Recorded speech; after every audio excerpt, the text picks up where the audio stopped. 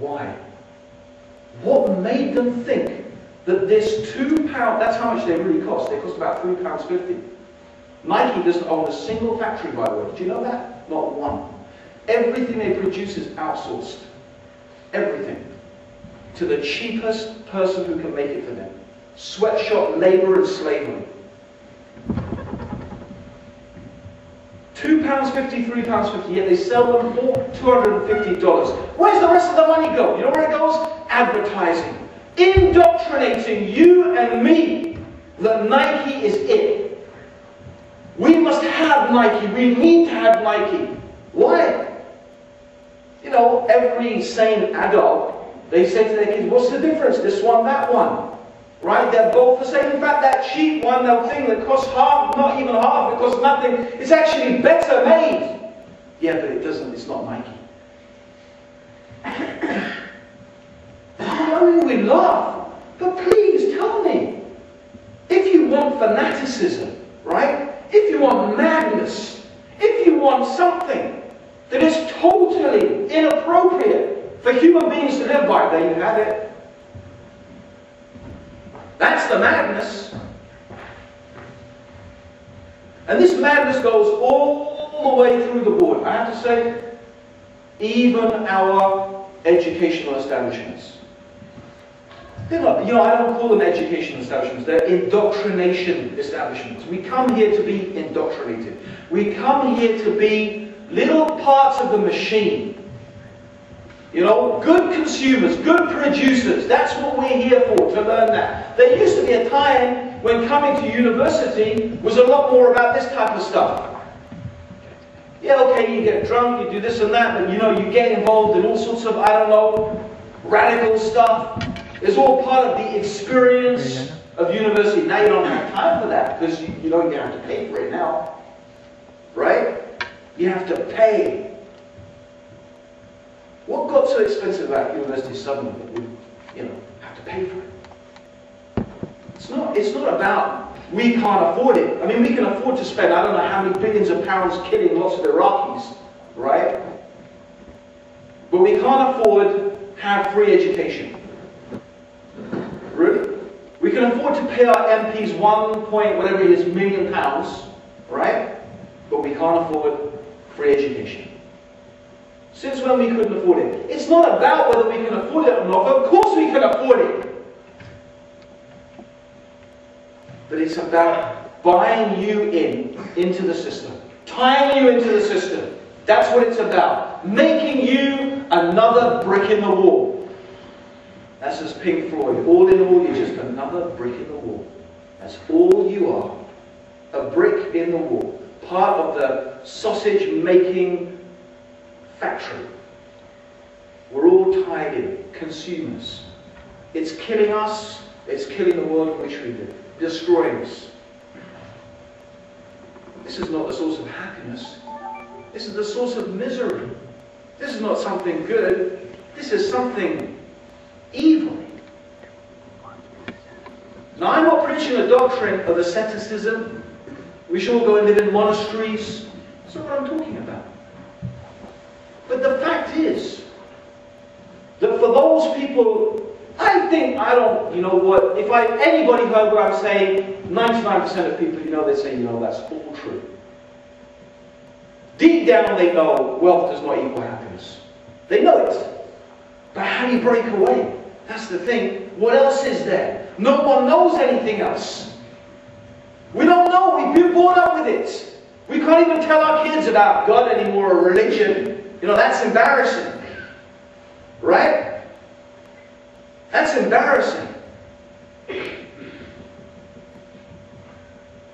And the real thing is, it's not the purpose of life. It's not why we exist. To be like cows, donkeys. Actually worse than cows and donkeys. They don't have a brain like we do. They don't have the capacity like we do for amazing things. So it's more of a shame on us that all we can do is behave like them. Eating, drinking, having sex, just living. Like animals. That's it. Is that it? Is that the purpose of our life? Is that the reason for our existence? In fact, My proposition to you is this. The sheer fact that people have no idea what is the purpose of life is perhaps even the primary cause of their misery in their life. Think about it. If I ask you a simple question, brother, what are your eyes for? Your eyes, what are they for? Huh? What are they for? What do they do, your eyes? To see. Yeah? Your shoes, brother, what are they for? You have to walk on to protect your feet. Yeah? Okay. How about that scarf? What's that scarf? What's that for? Keep you warm. It's pretty cold out there today. Yeah? Sister, what's that on your wrist over there? What's that on your wrist? Well, what's that do? Tell the time, right? Okay? Okay. Think about anything. Each individual component part of your body. Your eyes, your nose, your mouth, your eyelashes. Right? Everything has a function, has a purpose. Your watch has a purpose, your shoes have a purpose. Even this, the humble Bic. Ooh. Branding there. The humble biro. It has a purpose, right? What's your purpose? What's the reason for your existence? I know what the pen's for, I know what the shoe's for, I know what my watch is for, I know what my eyes, my mouth, my nose is for, but me? What am I for? Now some people say, I know what I'm for, I'm going to be a doctor. Right? I'm going to be a doctor. You know, I'm going to do this, I'm going to do that. The purpose of my life is my girlfriend over here. My boyfriend. You know, that's the purpose of my life. Oh, isn't that sweet? Isn't it? Yeah. It's the purpose of your life too. Your girlfriend runs off with that guy from the Coca-Cola advert, right? Yeah? So what's my life for? Why? And then you realize that, you know, it doesn't mean, I'm asking, why do human beings exist? In fact, even scientists say, and this is a challenge to science, scientists tell us that evolution has produced animals that are so specific. For example, there is one type of hummingbird that has a beak shaped in a certain way that allows it to take nutrition from a certain flower. And it's totally symbiotic. This flower relies upon this hummingbird in order to be fertilized, and this hummingbird relies upon the flower to get its nutrition. It's called what they call an evolutionary niche. So we can say the purpose of this flower and this bird is to continue the existence of each other. You can see specific, that's how much we can see that has a purpose. Even the humble earthworm has a purpose. The earthworm has a purpose. Helps to fertilize the soil.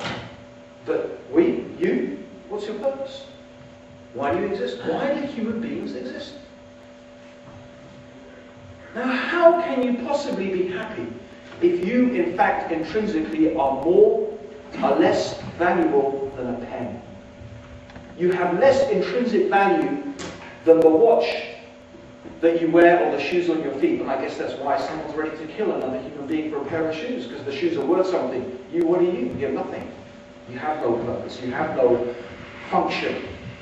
There's no reason for your existence except to wear those shoes that are going to be mine. What is the answer?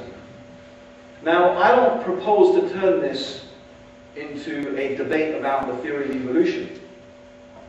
But one of the very dangerous things about the theory of evolution, which doesn't make it true or not true, it's just a fact, that evolution is the bludgeon of the materialist.